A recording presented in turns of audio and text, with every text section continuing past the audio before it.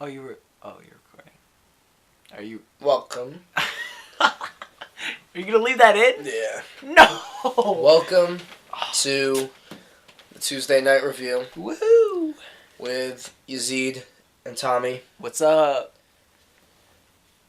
We're coming back to you, sponsored by Triscuit today. Triscuit? So shout out to Triscuit. Wait, what's a Triscuit? It's like a brand of cracker. That's what I thought it was. Yeah. A Triscuit. Is that the ones with the squares and the holes in it? I don't know what that means. That's a. You're talking about a quadrilateral Ritz. Sure. I don't know. No, Triscuit's like the wheat ones. Oh, like a wheat thin. No, it's not like wheat thins. That's their direct competitor. Oh. All right. Anyway, so we're gonna start with the movie today. Good Will Hunting. Well, let's explain what we're doing here. Oh. Why? They probably know by now. Maybe. All right. So, you want me to do it today? Yeah, sure. All right. So, basically, we review an album and we review a movie. They don't really have to do anything with each other, but some days I will give the movie, and some days Yazeed will give them the movie or the album, or whatever. I didn't explain it right, but that's the gist of it. Okay, we're gonna review it and we're gonna tell you our opinion. So maybe you can agree with us. You could watch it before or after. You could agree with us, or you could not agree with us. We're just here to talk about it and have lots of fun. And then after we do the review of the album and the movie, we talk about maybe current events of today or the week or the year, whatever is on our mind. And that's it, yeah. All right, start us off. Oh, with the movie? Yeah. All right, so Good Will Hunting. I don't know. I always forget not forget, but I don't know what to say. So it's like 1997 film directed by Gus Van Sant, written supposedly by Matt Damon and Ben Affleck. Whoa, I don't know about that. I've heard rumblings. I don't that know. It was not written by them though. Yeah, I don't know about that. But it is. They won the Oscar. You know that for best screenplay for this. Oh, I didn't know that. But I've seen things on the internet that this guy claimed like he wrote it, or maybe it was the director, Gus Van Sant. I don't remember, but I don't know. I don't know how much of it they actually wrote. But it doesn't matter. It's their Sylvester Stallone moment, I guess. He wrote Rocky. Yeah, but he wrote all the Rockies, right? I mean, I don't know about all the Rockies. He wrote the first one for sure. I can tell you that. I can't tell you past that. I have no idea. Well, the fourth one's the best, so he didn't write the best one. Creed's the best one. That's garbage. Creed? Okay, no, Garbage. I don't rephrase that. It's not the best. Whatever one, I think it's 5, where he's with this kid. He's training this kid. That one's the best one. That's Stop! You so just bad. explained it. What? Do you know which one I'm talking about? No. You just explained Creed, right? No. This 5th one, it's this little kid, like... No, I think I stopped after 4. No, I'm pretty sure there's a 6th one, too. Oh, there's like 7 or 8. Yeah, but Rocky 5, I think. Alright, listen, that's the beside one where we're there's getting a off on a kid. tangent. He's training a little kid. We're getting off on a tangent. Listen, to our movie, okay, it has a 97% on Rotten Tomatoes. 70, I thought it was pretty interesting. 70% on Metacritic. So people, I guess, had some mixed reviews on that, or probably put it a little lower. We got another Robin Williams movie. He's always mostly pretty good in all his movies. I don't know about that. So basically, to start off, I thought the intro with the music in it and the intro credits, I thought that was very interesting. I was like when a movie doesn't put the credits after, so it kind of forces you to watch it, and I think you could do some cool stuff when you have some credits in the beginning, especially like with a Quentin Tarantino movie. Sure, yeah. There's a lot of movies that I like that though, that have that idea. And I don't know. I think that probably in some cases I don't like it. I mean, I think in most it doesn't bother me. As long as you're showing me something interesting while you're doing these kind of like pre-credits or like introduction of the actors and stuff. I always think it's done for, this kind of like creative, like it's done in a way. No one does it just for shits and giggles, They do it for like a point or a reason, or they have something to get across. So, I can't go against that. I like that. And, I mean, where do you want to start? Like, do you just want to start at the beginning, or like? I think we should start Casey Affleck. You know. You want to start with him? Yeah, sure. Oh, because that's how he kind of starts off anyway. Because go into his house. So. Casey Affleck, not Ben Affleck. Wait. Yeah, the brother. Wait, the brother's not in the movie. He is, bro. He is? Yeah, he plays their friend. The one they're always making fun of. Morgan? Yeah. Oh. That's Casey Affleck. That's Ben's brother. He's related to him. What? Yeah. I didn't know that. Yeah, they're always beating up on him. I didn't know that. Really? Yeah. That's interesting. I didn't know that was... Alright, let's start with... We could just, like, sum it up. Yeah. So, basically, like, Matt Damon plays this kid, Will, and Will's, he's a genius, but he kind of doesn't know what... He doesn't really know where he wants to go, I guess you could say. But he knows he doesn't really want to go anywhere, I guess, because he's, like... He was, like, beaten when he was younger, and he's got all these issues, and he's just hanging out with his friends all day, he's drinking and having a lot of fun, but he's not, like, living up to his potential, yes, I guess. And even, like, less so of... It doesn't really even matter about his, like, mental potential. Like, just his life potential he's not living up to. He's living below the common potential, you know? He's, like, a janitor at, I think, like, MIT. Mm-hmm. So, you know... And then he, like, eventually he solves some problem, and then the professor, I forget what the professor's name is. I just called him the professor. Oh, the guy that's, I can find it. I forget too. It's played by, like, Peter Skarsgård, or Stellan Skarsgård. Peter's his son, I think. It's kind of... It plays Lambeau, Professor Lambeau. Gerald Lambeau. Yes. So, basically, like... I know it's thundering. Like, yeah, why? It's weird. It wasn't raining. But anyway, so basically, Will gets caught. The professor finds him, and he's like, he breaks him out of jail because he went to jail for, like, beating up on some kid that beat him up in kindergarten. I don't even know. Yeah, I mean... That was kind of weird. But I think before that, he solves the thing, though. Yeah, and I also... So that's the reason, you know, he solves I know. Did you see the, there was, like... I think it was a video or like a picture or something on some website. Like the problem wasn't even that hard for the movie. You know, I have no idea. I remember I watched this movie not for the first time, but one of the times I watched this movie, I watched it with Claude actually, like a year or two ago. Oh God, did Claude explain it? No. There was a part in it. I'm pretty sure it's one of the parts where like the professor and it has like these problems for Will to solve, like, in the office. Okay. Mm-hmm. And it was, like, stuff that we were learning in, like, calculus. Like, it was not that hard. So I don't know about... Yeah, that problem was probably easy. But I remember they were talking about something, and I was like, I know how to do that. Like, and I'm not that good at math. So parts of it were just, like... The math, I don't think, really helped. I know. It didn't really show... It doesn't matter in the grand scheme of things, I guess, but it really didn't... It kind of took away from it, I guess, for me a little bit. Yeah, but if you just watch it and you know, I still thought it was like very powerful though. That's a minute problem with the whole thing. But what'd you think?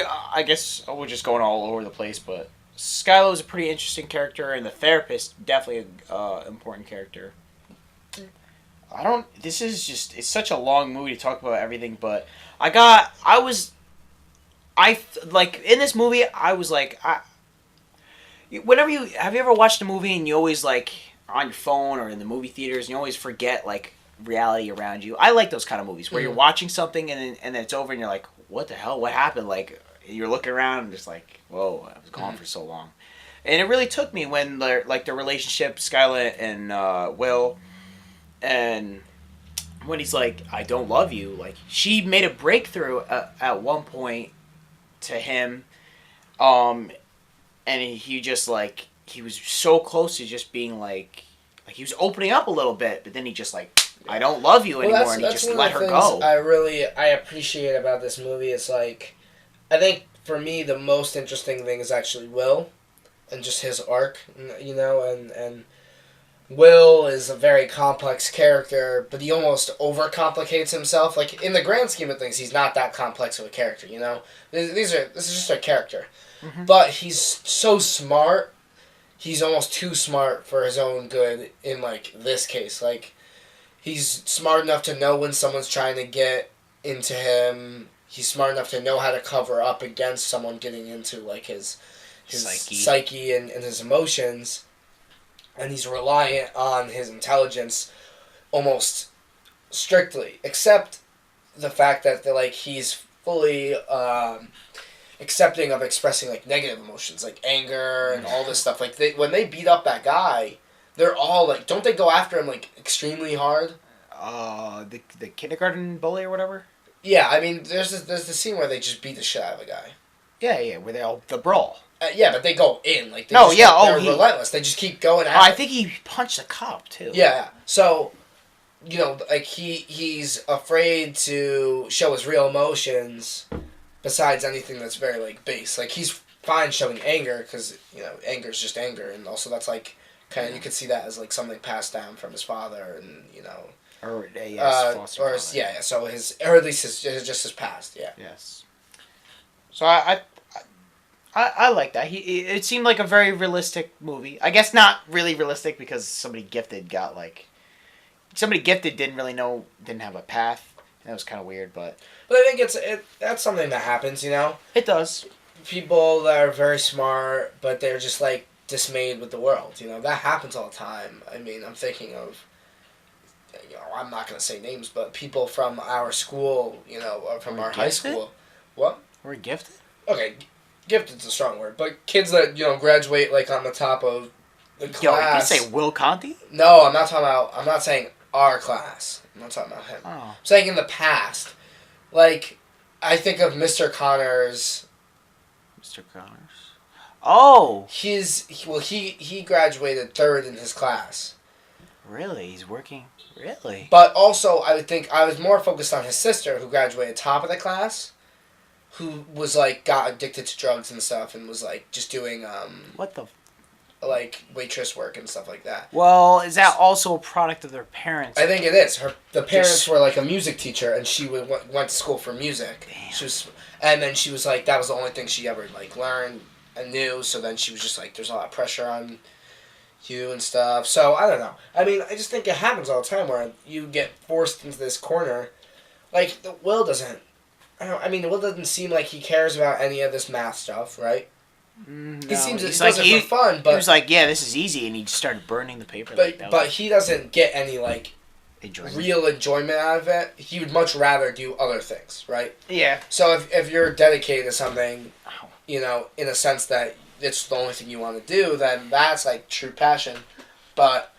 I guess so. He's not applying himself in that way. And I understand that. I get it. Yeah. Okay, I could...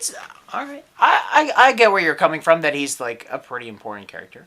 Well, it's not even just that he's important. I think it's a realistic thing. It's something that happens all the time. You're a very smart person, you're gifted, but you just can never find what you want to do.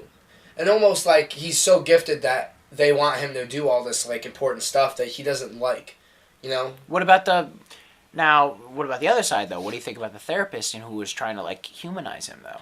Well, I agree with that. I think that was those smart plan. Well, I think, Robin Williams, first of all, does a great performance. There's a lot of great performances in this.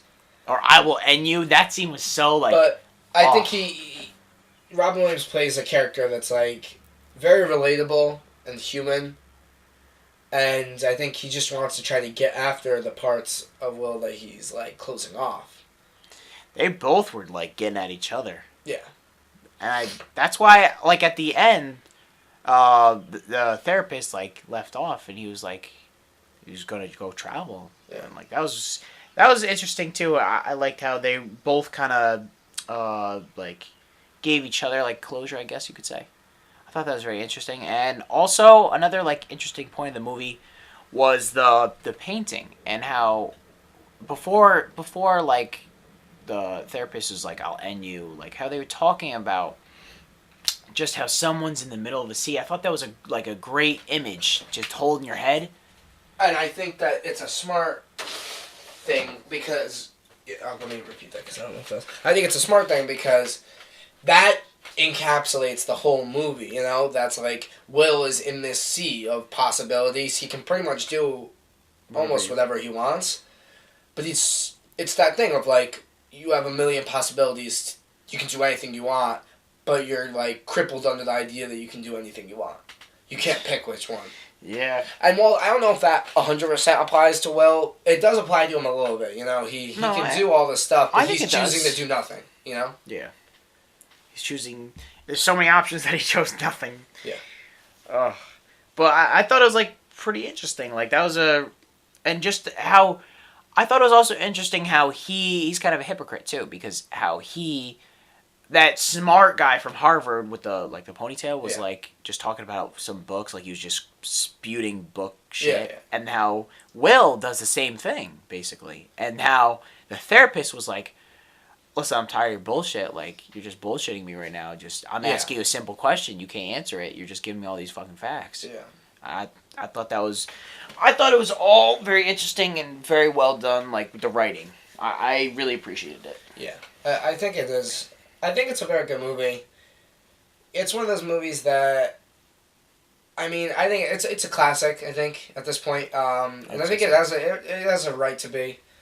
You know, I'm not gonna put it on best movies of all time, but I think it's one of those movies, especially in like I don't want to say like American film history, but in pop culture film history, it's very important. So, there's those movies that you gotta see. That are just like those American movies that are just so iconic in like pop culture. I think Good Will Hunting is there. How about them apples? Oh, the scene. Okay, like that's. I thought you were like quoting something. No, not from them. No. No, like that is just a big part of like. I think there's movies like The Shawshank Redemption. I'm thinking of movies that kind of came out in the 90s. But we talked about last time. Pulp Fiction is another one that we talked about, but those are movies that are just like you need to see it in American history in like the 90s. Those are classics already. Yeah. And I don't think I think it's kind of indisputable. At least their like significance on like culture. So definitely, I think it goes along with those. There's other movies that go along with that same thing. The Goonies. But The Goonies is like I think that's a classic. Yeah, but was The Goonies in the 90s or was it in the 80s? No, I think 80s. Yeah, I'm just thinking of like 90s movies just because they're a little bit more recent. Alright, okay. Compared to 80s. You have more time to be like, alright, this is a classic. Okay. I mean, there's 2000s movies that are classics. Like, I don't even know. Titanic, I think, was 1999. I don't. And that one's a pop culture classic. It's important in pop culture. No one can disagree with that.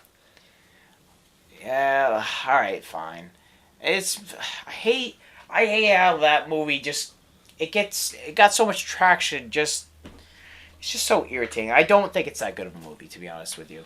Well, you don't have to. It doesn't matter. I know I don't have to, but I just want to give my 2 cents. I don't think Avatar is that great of a movie, but it still was. Oh my god, that movie was trash. The new one? Oh my god, that was. Like Avatar, the blue people. Avatar. Oh. No, I'm not talking about the last. Oh my god, I thought you were talking about the last Avatar. James Cameron's The Avatar. Oh, I love that movie. That movie's good. But it's not like. It was the top grossing movie along with Titanic, directed by the same person, right? Do you think that movie's like the best movie of all time, or even close to that? It's fine. It's fine. I can't. It's a good watch. It's fine. I can't call it like great. I know, but I can't say Titanic is great either. I'm not saying it is, but like I'm saying 3 hours. But it doesn't matter. Actually, I think culturally significant. I think Avatar is pretty long too, to be honest. But Avatar was such a cultural Yes, I understand. I understand what you're saying. I still don't think Avatar will ever be considered a classic. I just don't think. No. It can. It's just very it doesn't have small when you think of it now. At the time, I think it was huge. I think if they make They're making sequels. They're making like 3 sequels to it. Whoa, okay, well that's what I was gonna say. If they make some sequels, then it's kinda like the Alien franchise where it could be a classic.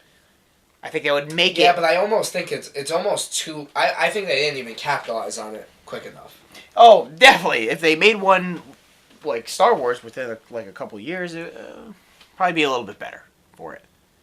Yeah, I mean, it just goes along. I think there's those 90s movies that are ones that are very important, and I think this one applies. This one's a must see if you like film in like a very neutral sense. If you're like, I like movies, You should How do watch you this movie. hate movies? Like, No, but I'm saying if you're like a cinephile, you know, if you're like, I'm so into movies, yes, you should see it, but you probably already seen it by now, you know? Yeah. And also, there's more important movies to see, you know? There's always more. But if you're like, I like movies, you know, movies are cool, you should see this movie, you know? You'll like it, I think. It's a very... I've never met someone that hated movies. Even my dad doesn't hate movies. He just doesn't like watching them. I've never... Yeah, have you met someone that hates movies? Like, I've never heard someone say, I fucking hate this. Like, hate movies. No, I mean, I've heard people say, like, they prefer TV. There are people never heard that before. Oh, my God. Oh, I've heard that all the time. Prefer TV? Because you can watch more TV in the same time it would take you to watch a movie. Yes, but... What? But I mean, that's an argument. But also, I get it. I mean, if you like TV...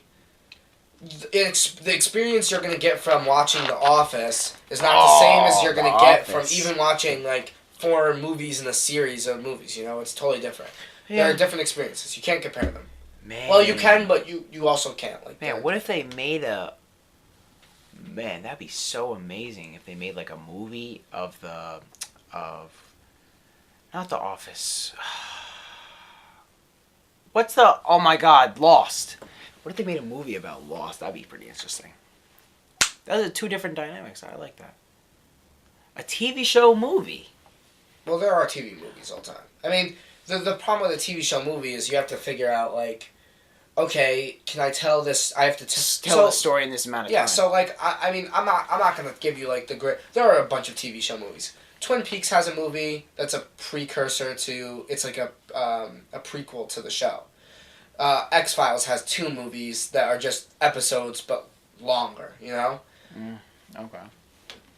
I'm thinking of like the regular show movie. And you just, like, you know, those are just TV show movies are just like, all right, we tell a story that's too big for an episode.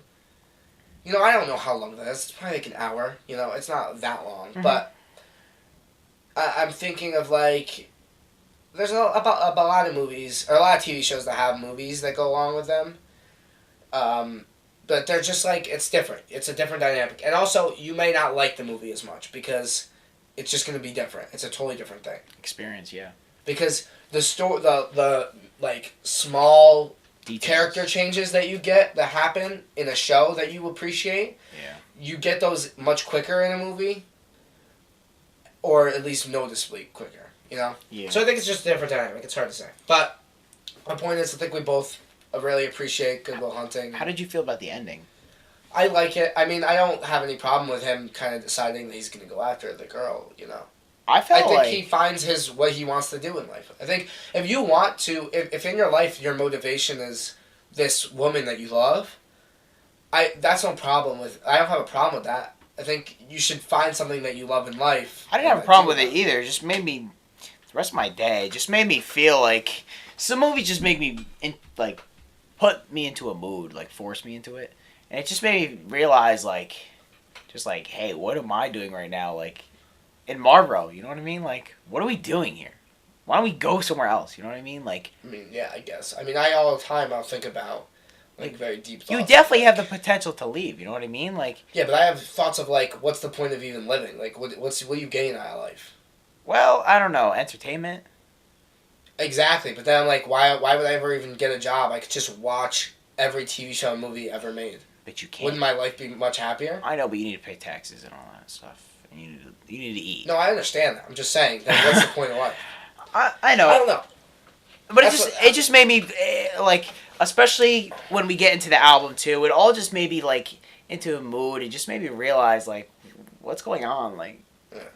Well, I actually think that the album maybe goes along with this movie in a way that... I thought, honestly, Simon and Garfunkel were, like, in the soundtrack. I looked up the soundtrack. I could have sworn that they... weren't, though. They weren't, right? They weren't. No. Yeah, okay. I could have sworn that they were. I swear. I thought I was listening to I guess, you know, then... Why don't we just go right into the album, then? Because, you know... It's fine. What's time? Yeah, okay, alright. It doesn't matter. Right. So, what did you think of this? Because I don't know. This was probably your first. Was this your first time listening to this album? The specific album? I've heard the songs, so... I mean, a lot of them are, like, very popular, or they're on, you know, like, the Graduate soundtrack. I mean, I've never... As you know, I don't listen to albums that often, so this is all very new, getting into albums with these artists. I mean, I love Simon and Garfunkel. Like, they're great. Like, Paul Simon's a little bit of a dick, but I respect it. Like, he's obviously, like, the more talented one, and I'm not mad about it, but they make a great duo, and they make good music.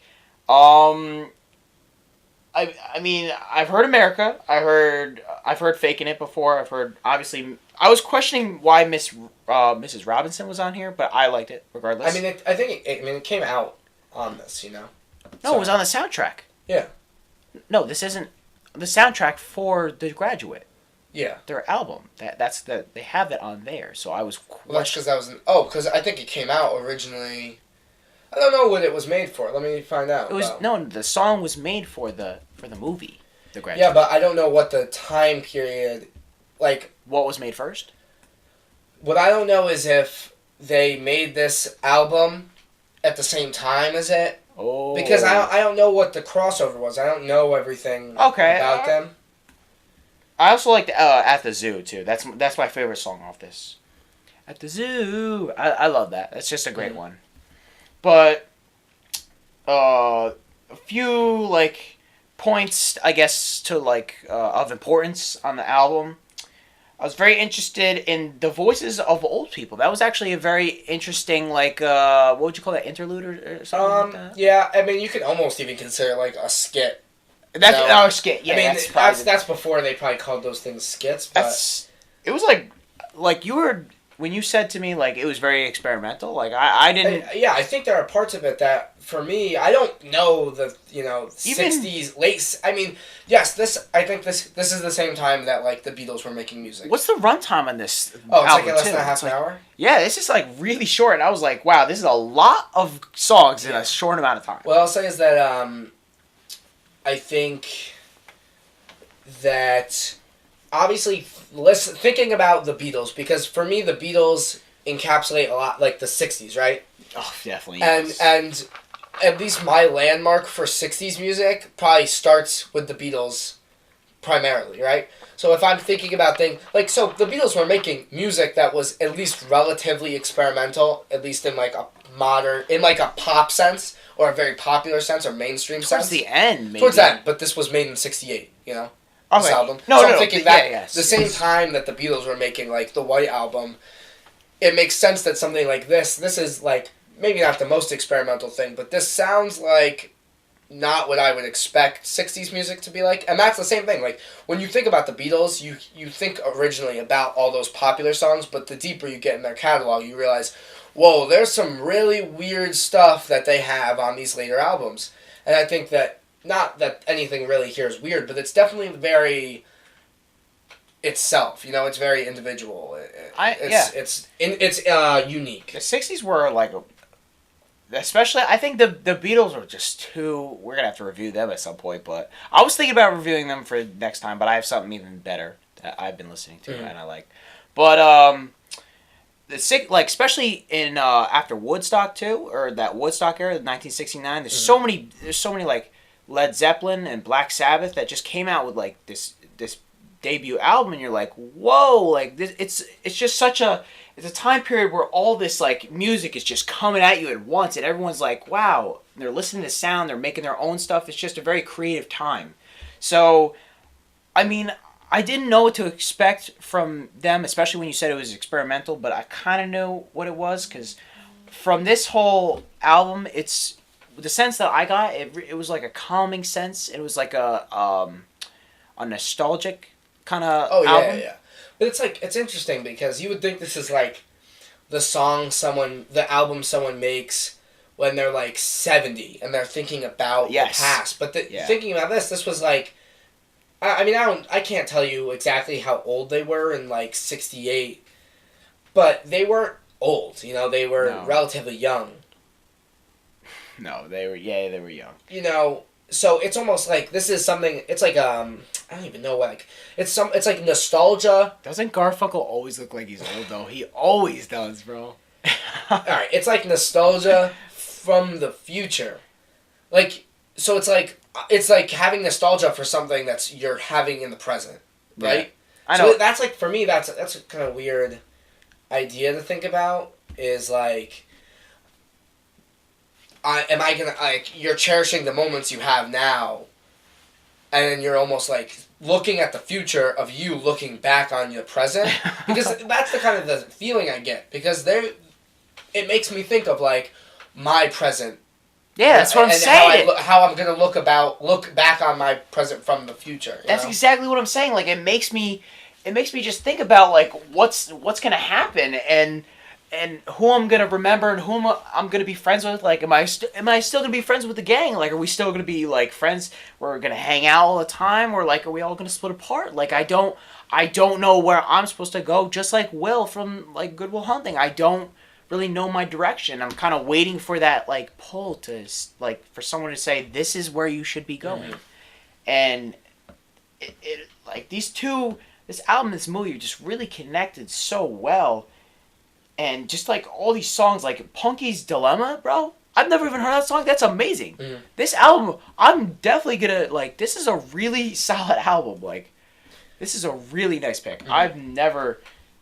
Yeah, I think this is so good. I after the first time I listened to The Graduate, I started listening to more of Simon and Garfunkel. So I think there's the album Bridge. Wait, watch or listening? Sorry. Oh, listen. No, you didn't say watch. I'm just after I saw The Graduate, I started listening. Okay, yeah. Okay. So after I saw The Graduate, I started listening to more because I listened to the soundtrack after too. Okay. Because it's all those songs you hear, but you don't. I never really had any context for them. I never knew, like... I mean, I've heard the names. I heard the name Simon and Garfunkel before, but when I was, like, what? I probably found this, like, 4 years ago, so... I forget what the first song is that I listened to them from. For me, it's probably, like, Sounds of Silence. Oh, yeah. Oh, there we go. That one's probably the most played one, at least I can think about. Oh. I've heard Mrs. Robinson. Okay, there you go. And Hazy Shade of Winter, too, but... Have you heard I Am a Rock? I've never heard that one. You gotta hear that one, dude. There are other, I really like, this one really, you threw me such a curveball, dude. Well, when I found this album, I didn't realize the potential. Really appreciated it. Like almost immediately. I mean, I just remember listening to, what is it called? In the album? Yes. Save the Life of My Child. And I was like, these are very weird songs, and American overs, and for me, so my favorite, maybe not favorite song, the song I think I appreciate the most out of it is Old Friends. Yeah. When I listen to Old Friends, I instantly get that feeling that they want me to get, right? So he's saying Old Friends. I'm like that. You feel what they're saying, right? Yeah. And the whole aesthetic of it, the whole tone of the song. You're just like, damn, I feel what you're saying. And I don't know how many times I had that experience, at least like when I was a little bit younger, so 14. But I mean, I was 14 hearing Old Friends, and I was like, holy shit, like, I feel what you're saying. And, I think that's something that you don't really think about that much. You can hear, like, songs where someone says, like, a lyric that you're like, oh, I resonate with that. Or, like, even a song idea that you resonate with. But then you hear a song that the whole song feels like what they're trying to say. It's just, I understand what you're saying. I think that song, it definitely captures a lot of it, but I think all the songs are they're equally... Oh, yeah. Definitely present an idea I just remember hearing Old Friends and it's a specific one. I understand what you're saying. Okay, like, I get what you're saying now. I don't know what this feeling is like, but I understand, I think, at least through this. The fact that this album is just so short, it's just, the replayability is just so high. Like, this is definitely, like, we've listened to other albums, but I think this one is definitely one that's hit me harder than the others. This one's gonna stay with me. It brings back memories in your mind. Like, it makes you think of, like, your friends and your family and past experiences. And just the songs are just, like, amazing. They're just crazy. Yeah. Well, I think it just makes you think about life and your future and your past and your present. Like, it makes you think about everything. Time in this weird sense where... Because it's like they're singing about old friends. I did the math, and they were both 27 when this album was released. They're the same age. Yeah. They have the same birthday? They're both 76. They're the same year, so maybe one of them was 26. I mean, not same birthday. That's but they're born the same year. They're the same age. Yeah, I know what you're saying. So they're both 76 now. So when they came out, they were 27. How did they meet? I don't know. I don't know the backstory of Simon and Garfunkel. Oh, neither do I. But the point is, like, so you're 27.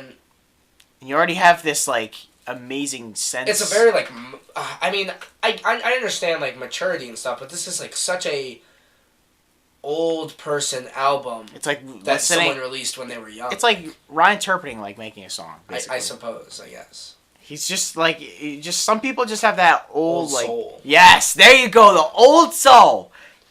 That's soul. Exactly. That's what Yeah, soul. You said soul. Oh, sorry. Soul. Soul.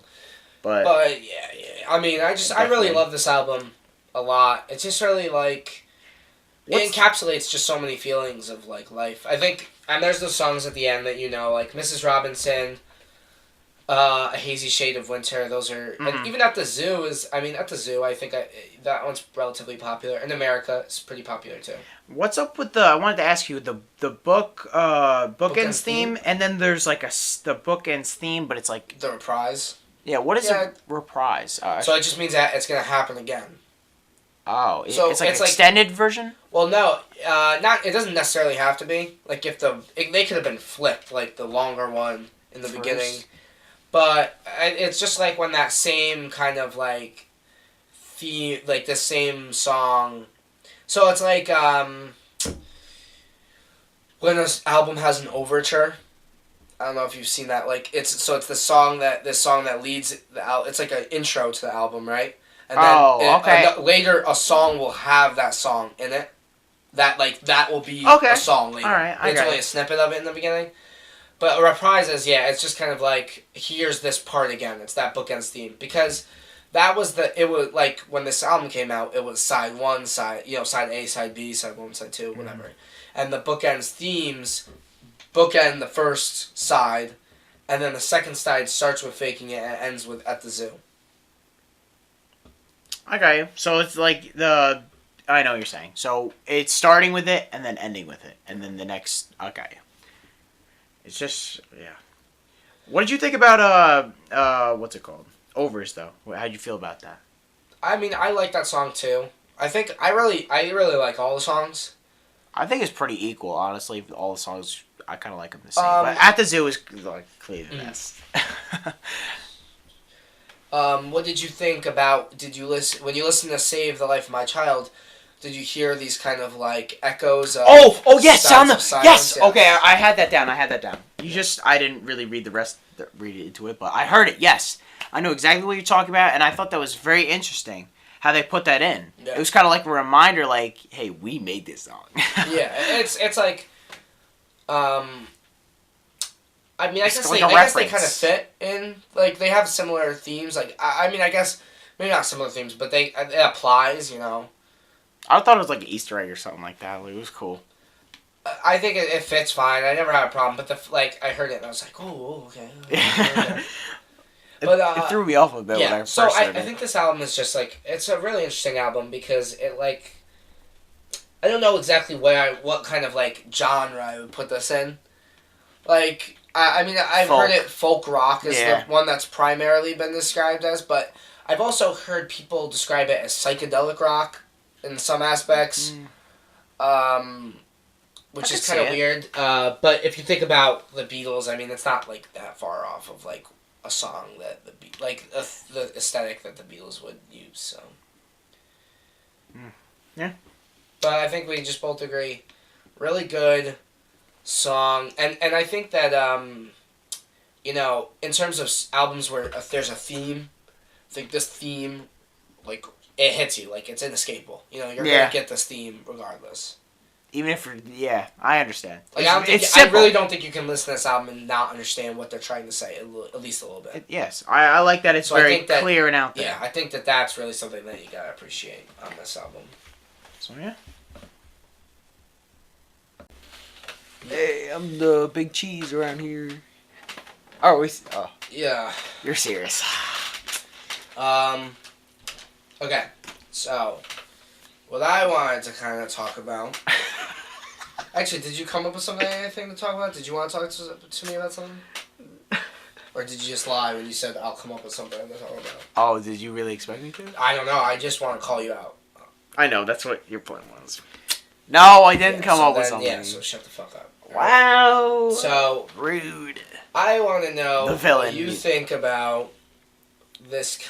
I mean, this isn't like a new thing, but this whole like age of just remakes and continuations of old things. Oh, like samples and all that? No, I mean in movies actually and TV. Can you give me like the Quentin Tarantino thing? No. Can you give me an example? So, let's make more Jurassic Park movies. Oh my God! Okay, Fast and Furious. For example, I have a less of a problem with Fast and Furious. Are you what? So I'm saying, all right, Jurassic Park. So have you ever seen the third Jurassic Park? Of the originals, yeah. I don't think so. Exactly. Have you seen the second one? I've probably seen the second one's alright. Third one's awful. Jurassic World. It's like the Rockies. I stopped after a certain point. Jurassic World. Not good. It's not that good. I liked it. You liked it? I liked Jurassic World, yeah. Why? I thought it was entertaining. It was cool. Would you watch it again? No. See...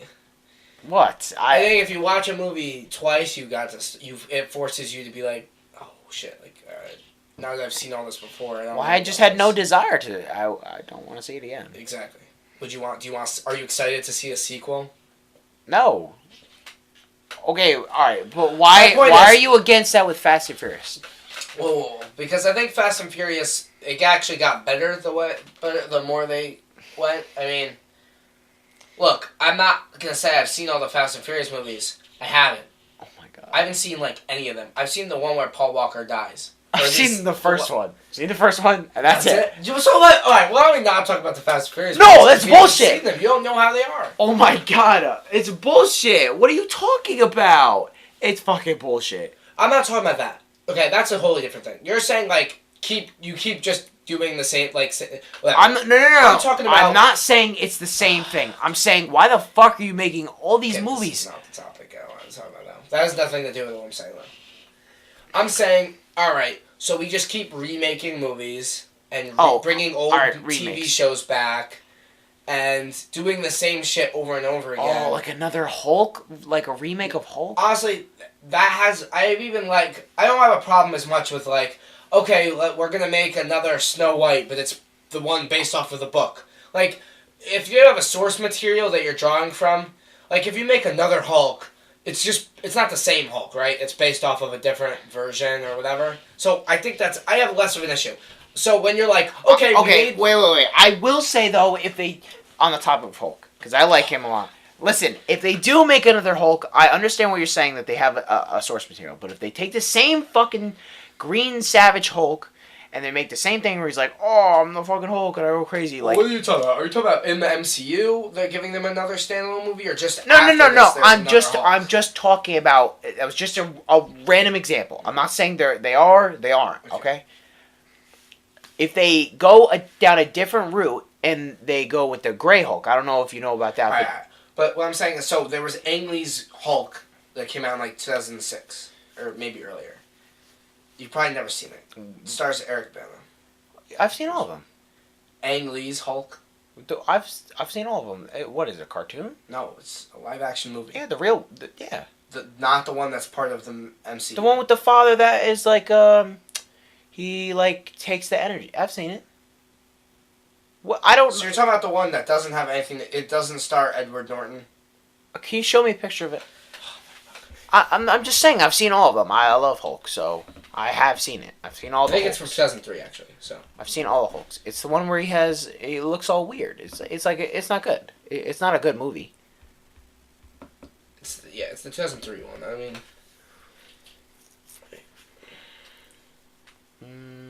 Yeah. All right. Yes, I've seen that. So this was it was different, I think, than the one they made for Marvel. Yeah, there's different. Yeah, his father his father actually plays like a big part. Yeah. Okay. But my more thing is alright. So Jurassic World. Here's the example. Okay. So do we really need Jurassic World? Is my question. And not just specifically Jurassic World, but do we need to bring back TV shows like Full House and Roseanne? Like, do we need to do that? Is that necessary? No. Because this is the thing. You thought I would take that stance of yes? No. I want to just... this is what just want to talk about. It's just like... Okay. So, I get the idea of like, oh, we have these characters, and what would they do in today's climate? Now, I think that's lazy. It's just lazy. Because it requires very little effort in terms of... You don't have to come up with any new characters. Now, in terms of, like, Jurassic World, you do. You have to come up with new characters. But you're not... If you don't do it in an interesting way, then what's the point? Like, would you say Jurassic World was a improvement on Jurassic Park? No. No, you wouldn't. Oh, God, no. Because less effort was put into it, right? Or you could see that it relies on different things, right? Yes. So when Jurassic Park came out, it was a big deal because of the animatronics and the CGI. Yeah. But that didn't mean they were like, fuck it, we'll just not tell an interesting story. They did both. That's why it's good, right? That's like Jaws, kind of. Exactly. Well, yeah. I mean... There's a bunch of Jaws? Yeah. There's multiple ones that I have never seen. I'm not... Like, but if they came out with a Jaws today, I'd be like... I don't want to see it. No, obviously no. You know, I think it's one thing if a creator brings a movie back and stuff, but once you want to bring all these movies back, like, I get... What's the... Oh, sorry, go ahead. No. I was just going to ask, what's the span? Like, how much time do you think is there like a specific, like, time that is from a movie is first made to a remake? Because I mean, I think if it's like... Because the King Kong one was, like, recent. What was? The King Kong one? Because there's King Kong, the original, which was... That was really good. I thought it was. Well, this wasn't a remake. This was the continuation of it. Really? But they were... Yeah. I don't know. It's in the same universe, yeah, I think. I'm pretty sure. Because it's the same people. That makes no... No? How would that make sense? Oh, it's pre. No, wait. That makes no sense, dude, because they killed him. King Kong went to the city. Was the idea that there are multiple Kongs? I don't remember Skull Island that well. I thought it was the same thing. It was a continuation. Maybe it isn't. I don't know. It could. No, it wouldn't. All right. That's not even that long ago. And King Kong is like it's a property. They're different stories though. So I guess that's a bad example. My point is like, all right. Even you could say Star Wars. So it's like, okay. I actually didn't think the recent Star Wars were that necessary. Well, I think the original series was fine. This is the thing. I understand that it's like, all right, let's give new people the same the experience, the license. No, not even experience. I'm saying, like, let's give new directors and writers the opportunity to, add to this rich universe. And I think that it's kind of BS. And I don't mind either of them. I actually prefer The Last Jedi to The Force Awakens mostly because The Force Awakens, to me, is just, like, it's very, like, safe. It's so safe. And that bothers me a lot more than... Because... What do you mean by safe? So I think that The Force Awakens was made, like, to not ruffle any feathers, When The Last Jedi split audiences, because there are parts that you're like, ooh, I don't know about that. Does that make sense? Was this a good part? I think that I honestly appreciate that more than The Force Awakens. When I watched The Force Awakens for the first time, of course, you're excited and everything. When you watch it the second time, you're like, it's just like, it doesn't really do it for me. I appreciate... Yeah, but what it's like how you talk about, like, bad music making good music better.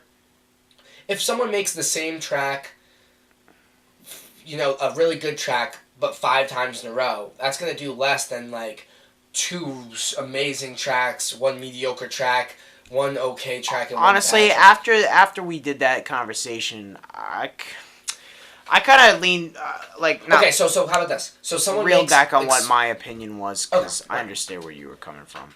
What I'm saying is, so I can appreciate more someone making experimental music that I don't really appreciate more than someone making more than Taylor Swift.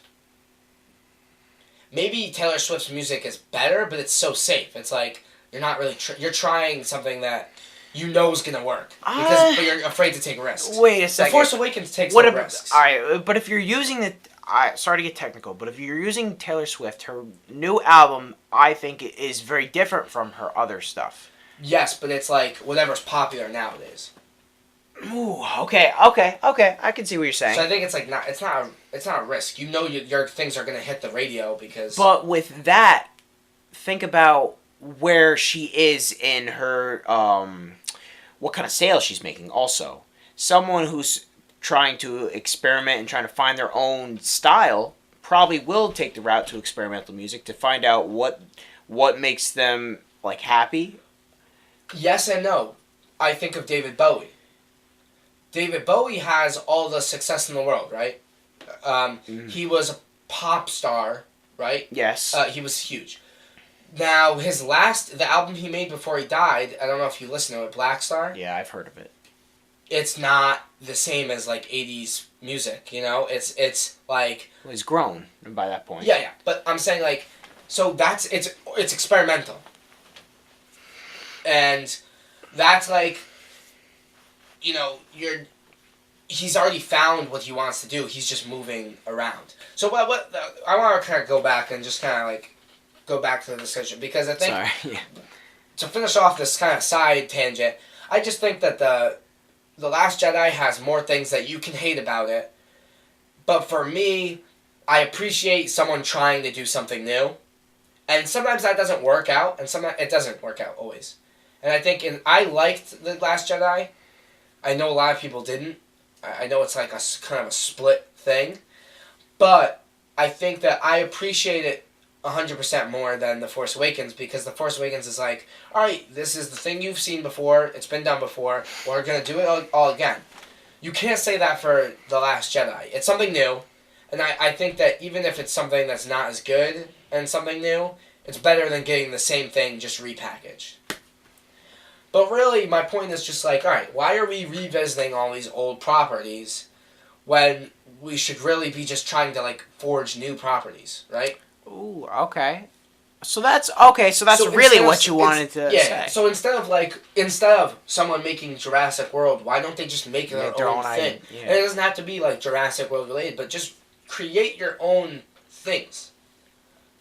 You know, not to say a new director can't direct the next movie in whatever series, but I'm saying we should be trying to actively make new things instead of revisiting things that we know we're not going to be able to improve upon. So while I'm saying, so here's an example. So I think Creed is a good example of something. Okay, it's not the 8th Rocky movie or whatever. It is a Rocky movie, but it's okay, we're going to tell you a different story. And it's, yes, it exists in the same universe, but I would say here's the opposite one, the last Indiana Jones movie. Ooh. So it's okay, here's this thing that, everyone loves, the 3 ones, and then let's just fuck it, because it's not going to be good. The Crystal Skull. Yeah. Yeah, it wasn't a good one. Yeah, it really, kind of dark, it kind of hurts the Indiana Jones. Man, those are good. Oh, even James Bond movies. There's a lot of those, too. There's a lot of those. How do you feel about that? That's... What I'll say about James Bond is that... Because it's a different person each time, but it's the same kind of formula. It's the same kind of formula, but they do begin to flip it and kind of change it a little more. I think each Bond... Man, Indiana Jones, those are some solid movies. Look, I mean, I didn't like the Spectre movie that much, the last James Bond. I didn't see it. But I think that Skyfall is really good. Yeah, I love Skyfall. And Casino Royale is really good. Ooh. You gotta love that one for the poker. Oh, definitely. Quantum of Solace is not that good. I haven't seen it. My mom loves all this But what I'll say about those is it's kind of a different. What I'll say is like, okay, properties like books and things, it's easier to. It's like, why are there more Sherlock Holmes stuff, you know? And because there's books and like literature and stuff, there's a bigger catalog, right? Mm-hmm. But I'm not like, none of these James Bond movies are really like the same James Bond movie over again, right? It's a new.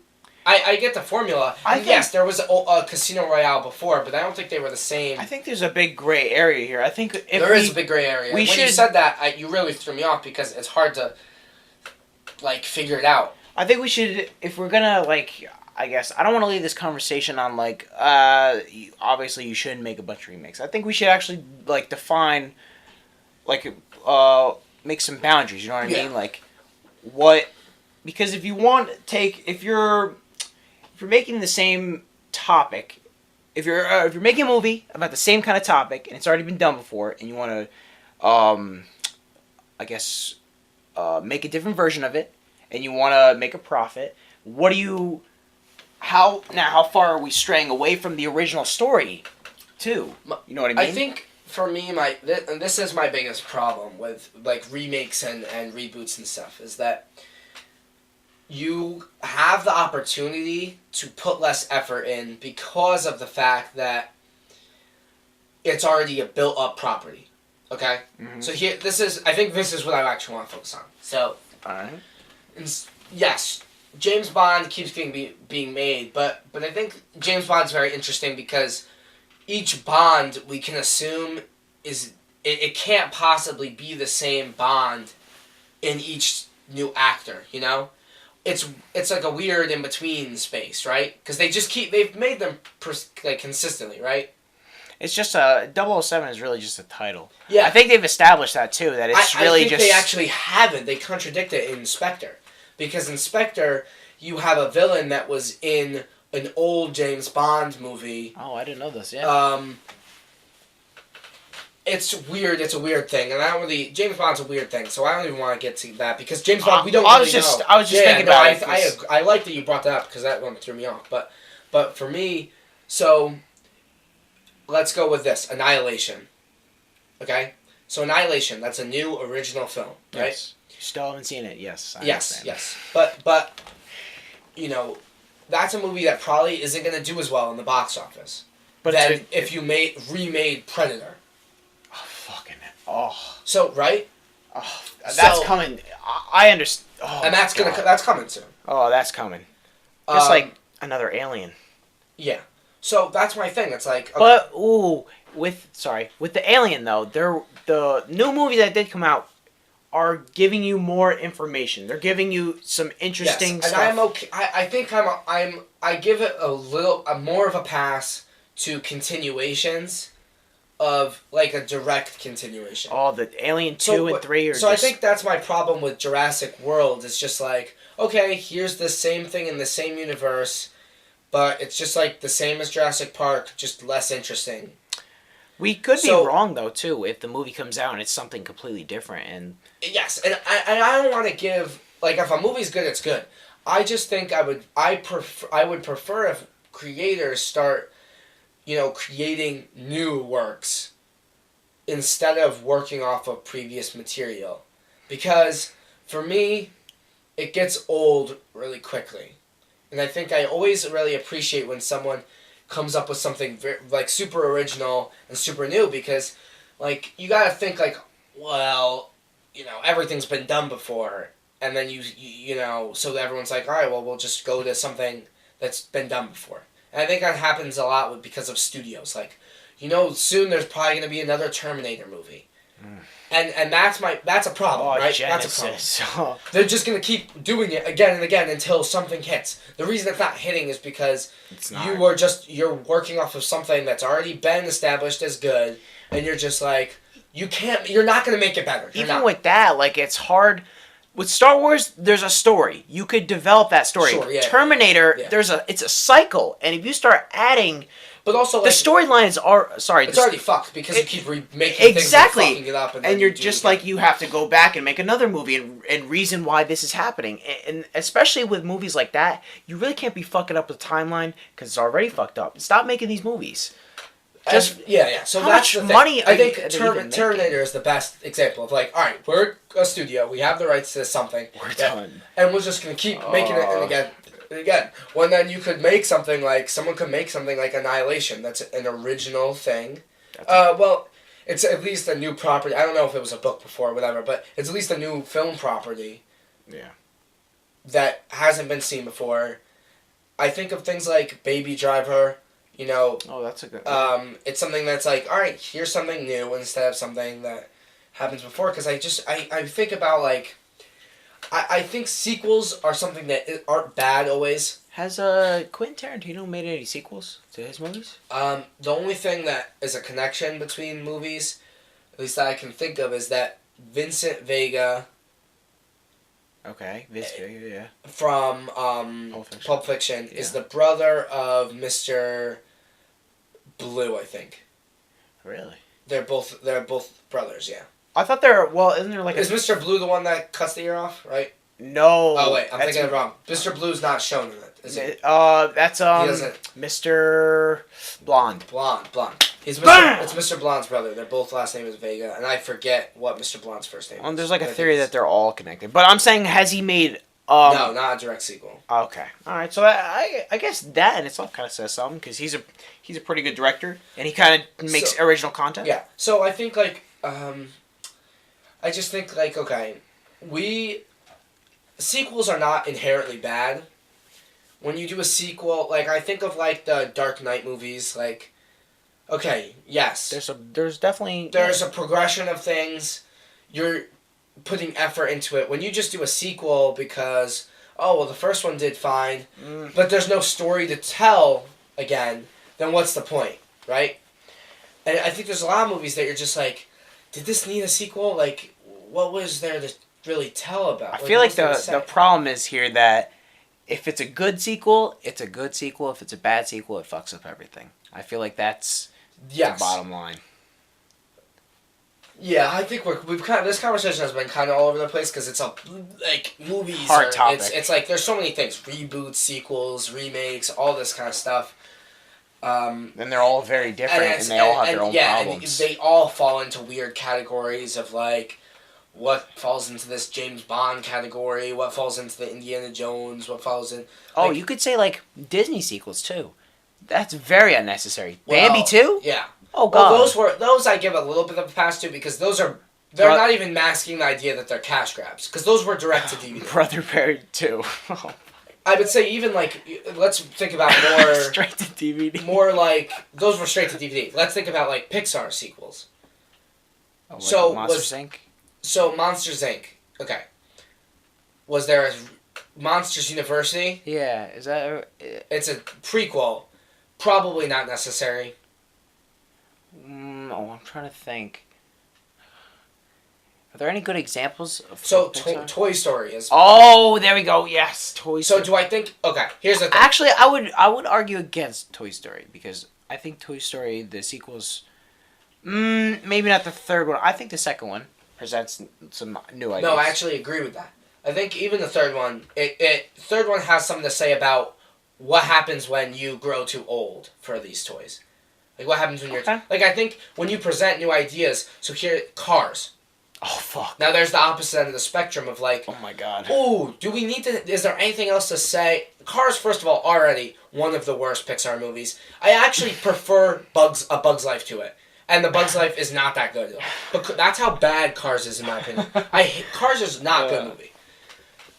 But... What was the purpose? Like, Cars 1 already had, like, no moral or message that I could really grasp that, like, encapsulates something big. Be nice to your friends. But the second one is like, oh, we're going all over the world. Like, yeah. So, we're kind of going a little too long on this. But I just think the moral of it is just I think we should try to make our own content. Creating our own content and stop doing guarantees. Take risks, you know? Because I think that yes, if it's gonna be shit, it's gonna be shit. But I think risks pay off in the long run. I think Annihilation is gonna be much more appreciated in the long run. I will. It's really good. What compared to something like the last Terminator movie or even Jurassic World? If you don't have a movie picked out, pick Annihilation. I do have a movie picked out. I hope it's Annihilation. So it's not. Well, so why don't we get right into it? What's your album? All right, so I don't believe you've heard of this. This is an electronic group. I was going to do the Beatles as we talked about before, but I decided on 808 State.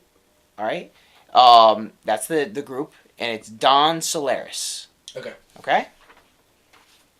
What is your? So do you know what year it is? I just want to what. It's a picture of it is a chicken. You could look it up. No, I was wondering just what era it is. That was. Era? Yeah, like what decade? Is it old, new? No. I think it's newer. Okay. I don't know. I could. Nah, it's fine. We'll find out later. No, I'll look it up right now. No, you tell me what your movie is. You don't have to stop or anything like that. My movie is Whiplash. Whiplash. Okay. All right. I like that. Whiplash. Okay. Why Whiplash? That's interesting. All right. I clicked on the wrong thing. Hold on 1 second. All right. We'll see you guys. No, wait a second.